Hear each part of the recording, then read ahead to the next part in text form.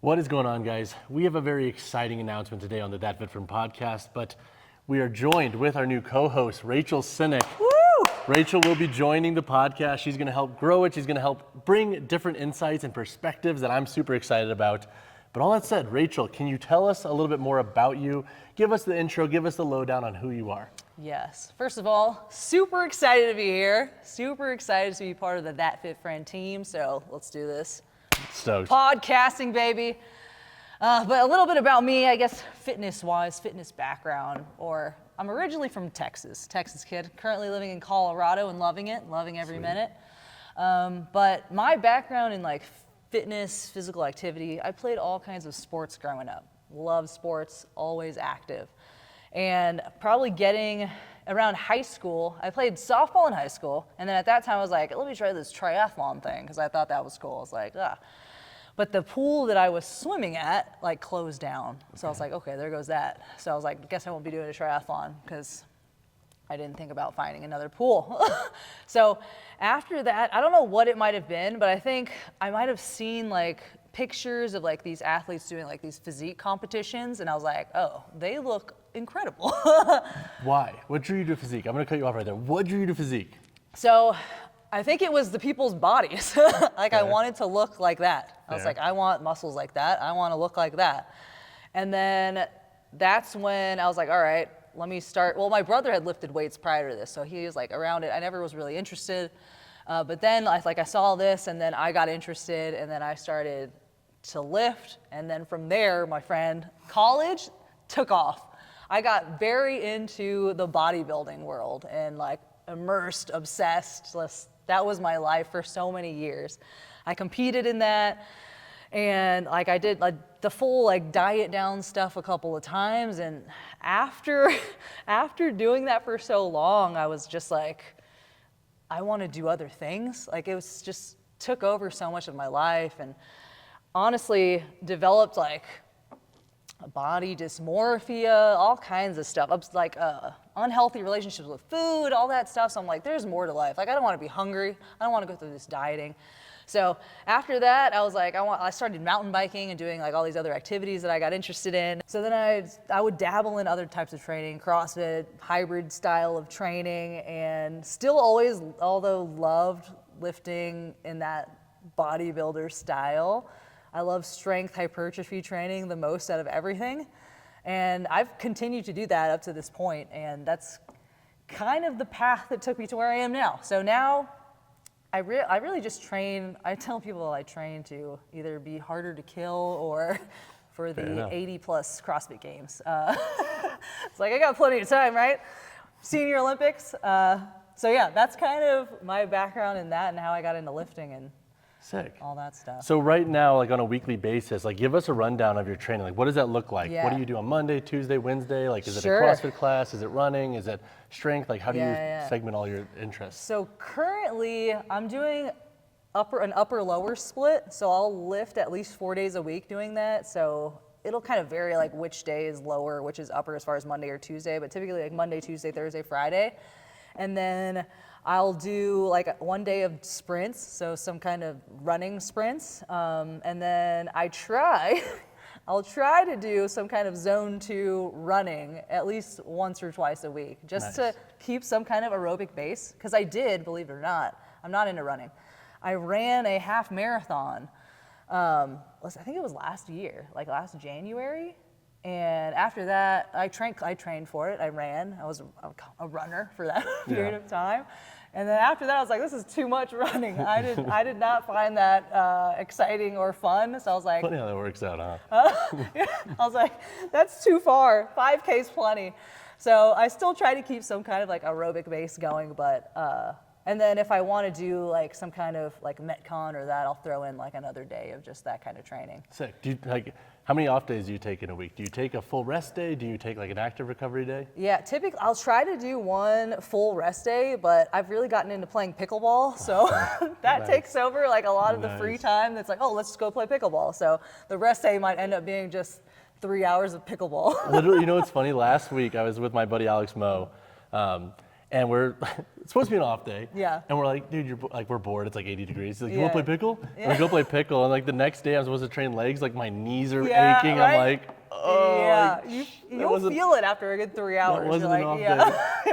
And I'm like dehydrated because I haven't drank water. I haven't Yeah. eaten. I'm just like going But way it's too just- hard, it's being a way too competitive. It's a fun game. It's so just fun. a fun game. If you haven't played pickleball, highly recommend trying that out. It's funny because I actually have a lot of folks ask me about which training shoes are best for pickleball. Oh, really? And I often Interesting. use my training shoes when testing them in pickleball settings. Really? Because nothing is better to test like multi-direction Yeah, and that's also the upper security that you get when moving laterally. That is true. So it's honestly one of the best tests. And you could also test like outsole grip and durability. Yeah. Like That is interesting. I had previously worn, I was actually very hardcore Nike Metcon wearer. Okay, that was my training shoe. Until I tried Strike Movement Hayes trainers. And that is my shoe now. I freaking love the Hayes trainer. So I would actually play pickleball in the Nike Metcons, which, as they got, I guess, newer, that plate in the back was very stiff. That was just not a good shoe to move around quickly in. And then I did transition into a tennis shoe, like an actual tennis shoe, because it does have the reinforced spots of where you would like slide and all that stuff for pickleball. Yeah. But yeah, I mean, because I didn't want to tear up my Hayes trainer because they don't have the best like outer coverage and protection, which I think you've talked about. I've ripped the forefoot of my Haze trainer going for a dig. I'm like, Yeah. because the jacquard knit just kind of Yeah. like, if you hit it with concrete, Right it's through it. ripping. Yeah. And I'm like, well, So there I goes didn't $150. Yeah, I didn't want to Cool. destroy my Hayes trainers playing pickleball, so I got a tennis shoe. I actually love that you love the Haze. You know what's funny? So many folks from the channel have been converted to these smaller brands that are Yeah. just building solid products. Yeah. Like so many people have been like diehard Nano and diehard Nike, Yeah. but like low key, let's call it what it is. Like those big companies Yeah. keep breaking good things. Yeah. Like the older Metcons were sick. were The so much 4, better. 6, the Oh, I 5, agree. they were all great. Like even the 3 was pretty dang good. And then you break it with the 7, 8, and 9. The 9 is arguably, I think, the worst shoe. And I have some people who disagree and they love it. But like Yeah. comparatively, relatively speaking to the older models, Yeah. like make it make sense. I agree because I wore them and then I actually tried the 9s and then I thought they were better than the 8s, in my opinion. They felt like more cushy. Yeah. The plate's still so stiff in the back, And you know what? which is great for like just lifting. Like, Yeah. but if you do anything else, then it's like, this is a clunk, dude. It's just like boom, boom. And then I'm gonna shout out Box Basics here because they gave me the opportunity to try the Hayes trainer. Sick. And that changed my life. It changed my training shoe life. The guy who runs at Steven, he's such a good dude. He's the dude, man. He's a Steve. good guy. And he's actually based in Colorado too. I know He's based Steve, in Boulder. yeah. I played pickleball with Steve. Oh, no way.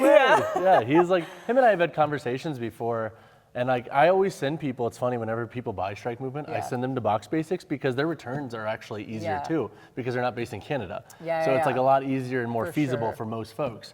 But it's interesting though that you say that about the Nikes with the plate because like, that's similar. Like when Yeah. I talk about them, like, you can lift in them, but that's virtually it. Because if you're walking, you sound like a horse, like Yeah, cranking exactly. around. But you know what's funny? In the 9s, I actually cut a pair open to look at it because in Yeah. the 7 and the 8, that plate went under the full heel. Yeah. In the 9, it only wraps around the outside. So it's like this weird, like concave, like Yeah. half circle Huh. thing. And so That's it's like, interesting. it's not even like doing that much. Yeah. Like who is putting this much weight into the lateral Yeah, back part of their that's heel? bizarre. It makes no sense. Yeah. Like, it's my gripe. But Interesting, and Nike. also the fact that they increased the price. Yeah. Daddy. I mean, the shoes are getting pretty expensive. They're all like the fact that 150 has now become the Yeah, norm it's is like so the standard, sad. yeah. I buy the shoes I review. Like I was like, Yeah, dude. I'm poor. Like I am poor. Yeah. My hobby is literally destroying me.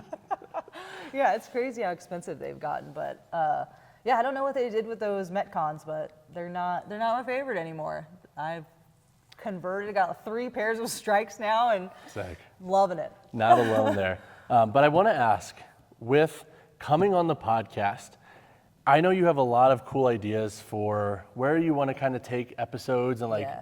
yes, you want to interview, but I guess could you give us like a little bit of a sneak peek, and you can keep it vague or you can go into as much depth Yeah. as you want, but like what can we expect with some of the podcast ideas you have, and like who are some of the guests you're thinking about having on, because maybe we could talk that into like maybe we can manifest some of that. Yeah, no, for sure. So my idea is clearly this is a fitness-oriented company, right? So, and I love fitness, so what a perfect match. And I like to talk in front of the camera. Match made in heaven is what I'll call it. But I want to talk to people that have seen, like, however you want to define success, or done something great in their field, whether that be something physical, some kind of sport, or entrepreneurial, business-wise. I want to talk to these people and kind of, I don't know, dig a little deeper into how they got to where they are, like what keeps them motivated to keep going, like what even motivated them to start, and just like learn about these people's lives. I find it very fascinating to talk to people. I think you can learn something from everyone you meet. And then when these people that you encounter that have, you know, done something that you could consider great or something super cool or like really hard, it's like why, like first of all, why? Like why did they do it? You know, like digging into that, like what motivated you to do that? What motivated you to keep going?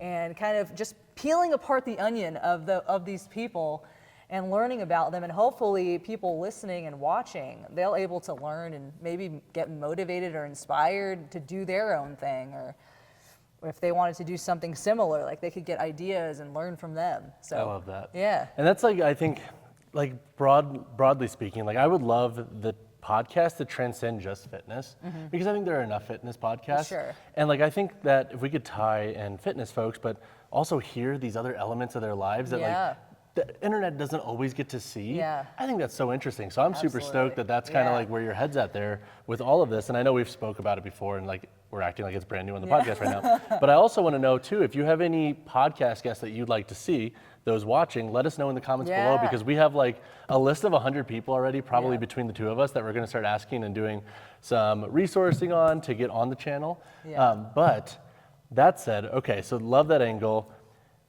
In person, over the internet, like what are your thoughts there? How much are we going to try to do in person? Like, Yeah. what do you like doing more too, by the way? I mean, honestly, you can't beat in person. Like, That's you true. really just can't beat being in person with somebody.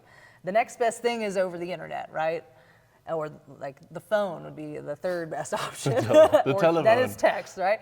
So I would love to be able, for us to get to the point, Jake, where we have a studio and we're bringing these people in, right? That would be the ultimate goal. Yeah. Like, how legit. I would love to do in person, especially if there's a lot of people in Colorado. There's a lot of cool people doing cool stuff in Colorado. So if I can do in person with some of those, but other people that are a little harder to reach, they're just in other areas, over the internet, it's going to be kind of the go-to. Yeah. But yeah, I love in person. It's hard to beat that. 100%. Yeah. I feel like there's like, it's just an energy. There's an energy that you Absolutely. feel. It's like Yeah. having like a coffee with somebody versus like, catching up with them on the phone. Yeah. Like, it's just that energy that you don't get Absolutely. otherwise. But I can't wait to have follow-up episodes, because I want to talk more about you getting into the bodybuilding world and navigating the body dysmorphia that you felt, and kind of like having the fallout there, because honestly, I feel like that's kind of common with a lot of like guys and gals that get into the 100%. bodybuilding world, because I started too in college with kind of that hypertrophy angle. Yeah. Like what screwed me up royally, and I don't know if I've ever talked about this, is like in middle school, I remember it to the day. The crush I had on this woman named Nicole. Okay. She said she's like at her pool party, like at her pool party and Yeah. whatever. She's like, you have really nice abs. And that forever, I'm not even kidding you, my monkey brain focused on that. It's like, well, I ain't got shit going on up here, so I'm gonna focus on this. And so what I got. I'm not even kidding you, Yeah. throughout high school and That college, I would eat, like undereat basically, I a see. shit ton, only eat a certain limit of food. I was overtraining. Yeah. I was always run down. I wouldn't go out and be social, because all I did was focus on my training and my eating. Yeah. And it was so miserable. Sure. And so in college, when I joined the cheer team, I started actually eating. I went from 155 my freshman year to 185 Oh, my wow. sophomore year. That's significant gains. I feel like my body was just Yeah. like, we've been needing Yeah. this for so Food, long. food, thank you. Yeah, like it's like crazy. So I really Yeah. want to talk about that with you. Yeah. But I don't know if we should do that on an intro episode and dive super into Yeah, I that. think that's a whole nother conversation. 100%. And I think it can relate to so many people. I know a lot of people that get into training. Obviously, I think every element, regardless of if you're in a performance-based sport or not, there's an aesthetic element that everyone's after. Everyone wants to look good. 100%. Everyone wants to look good 100%. naked. Like, we get it. Like, everyone wants that. So, but I think going into the sports of bodybuilding, that's a whole different ballgame. Like, I think people get into it not knowing exactly what they're getting into. And I like now, like having experienced it, and you know, there's positives and negatives to everything, and same with that. But I think people need to be a little more aware of like what could potentially happen. I think you need to go in like knowing, like, do you have a good relationship with food already? Like, because this could significantly affect that. Do you feel comfortable with your body? Because that sport is literally just what you look like. They're going to pick apart every piece, and you're going to start to pick apart every piece of yourself every time you look in the mirror. So it's like, it's a mind game, that one. I almost feel like, how do you feel about, like, do you think that's the most mind game focused strength sport of all of them? I don't know. I think there's a mental element to every sport, right? True. That one's just different because it's a mind game in like how you're seeing yourself physically. Yeah. Because you don't have to, well, the posing is actually a lot. Like, that's a workout in itself. So that's not easy. That takes practice. But I mean, I think it's different. Like in powerlifting or strongman or like Olympic weightlifting, that's very mental too. True. There's so much True. technique. And then you're on the spot. You know, so there's a mental element to all of them, but that one's just different because it's just purely what you look like, and I think that can change like your own perceptions of yourself a lot. 100%. Like, I feel like it's also like a lot of athletes, in my experience, equate their self-worth to their performance. Yeah. And that's one where you just literally don't, like, you can have as much control as like your diet and your training, your effort. Yeah. But at the end of the day, like, that is one that is not like a CrossFit event where it's like, I outperform this person, so I can put my self-worth with this performance because it got me this place objectively. Right. This is like, you are putting your entire placing on other people's opinions, and that's where I feel like it's like, it's tough. It is a little subjective. I mean, there's judges. Yeah. There's politics involved too, like, you know, that's gonna happen. And then, I mean, a lot of people just genetically are just built in different ways. Not everyone's gonna have the frame that they're looking for these specific categories. Like, you're just not gonna have it. Like, if you have too blocky of a waist just naturally, you're not gonna have that X frame that they wanna see, regardless of how much you train.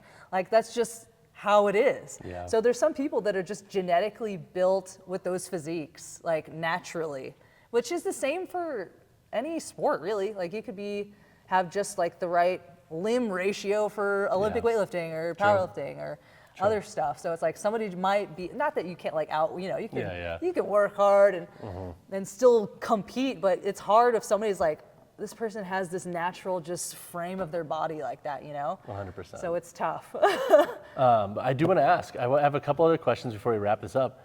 Okay, so you're in all these different verticals of training right now. Who are people you currently look up to regarding your training, your motivation, like your education with different strength sports or your training knowledge? Like, are there people that you kind of look to when it comes to that kind of guidance? Yeah, there have been several people that I would look at. I do enjoy people that, you know, have some kind of a science background to the talk that they're putting out, where it's like, usually this is good foundation. backed by some kind of science. I'm trying to think of like names right now, or as far as it's a big question. I feel like it's like when I ask like, what's your favorite movie? And you're like, shit, like there's so many movies. I'll give you like some of my top favorites. But like within like bodybuilding wise, I remember like Lane Norton always put out a lot of good information as far as awesome. diet and training and stuff. Jeff Nippard, I follow Jeff. He puts out a lot of good stuff. But as far as like physique wise, I was always a big fan of Dana Lynn Bailey. She's awesome. Dude, what a beast. I was like, dang, dude, to get to that level, it's just, she looks incredible. So it's like physique-wise, I was like, dude, and she was like the first Miss Olympia physique, just incredible physique. So shout out to Dana, flag nor fail. I mean, and I think it's great in, like, I don't consider myself a CrossFitter. I've dabbled in CrossFit. Yeah. I think I enjoy the sport. I just don't compete in it. I MC a lot of CrossFit competitions. Yeah. But I think that sport has actually done a lot for women, especially like promoting strength and promoting more muscular physique. So there's a lot of those CrossFit athletes that are at the games, and it's like, they're just fucking built, man, like jacked, built. It's like, they look great. They train hard, and like respect to them too. But it's like, I like what that sport has done for females in lifting and strength training and just like overall just hypertrophy. Like, I always promote strength training for women. Like, every single woman out there should be lifting weights to some capacity. Yeah. And don't be afraid of getting too big, guys. It's really hard. I've been trying. There's so many elements that have to go right to get too big for a female, naturally. But that's something that I really like looked up to as far as like in the CrossFit world, like them promoting that, especially for female athletes. Do you have a few athletes in CrossFit that you kind of enjoy and like follow the most? They might not be like your like whatever true motivator, but like who do you like to follow on Instagram or like social media that is fun to watch? I followed Laura Horvath a lot because I feel like she was like an underdog that like came back and like took it, and I was like, hell yeah. Tia Claire Toomey, obviously, GOAT. Yeah. What is that? Oh, Danielle Brandon's fun to watch because she's a wild card out there. Danny Spiegel, another one. She really promotes like, especially like girls who eat or girls that eat. Yeah. I love that. There's just a bunch, dude. There's so many out there that are just, it's great to see. And just promoting that for other women. I love it. Yeah. All right, so next question. Yes. In the gym, what's your favorite exercise to do? Whew, that's tough. A favorite exercise? I don't know if I could pinpoint. It's like a horoscope ask for like lifting. Yeah. What's your sign?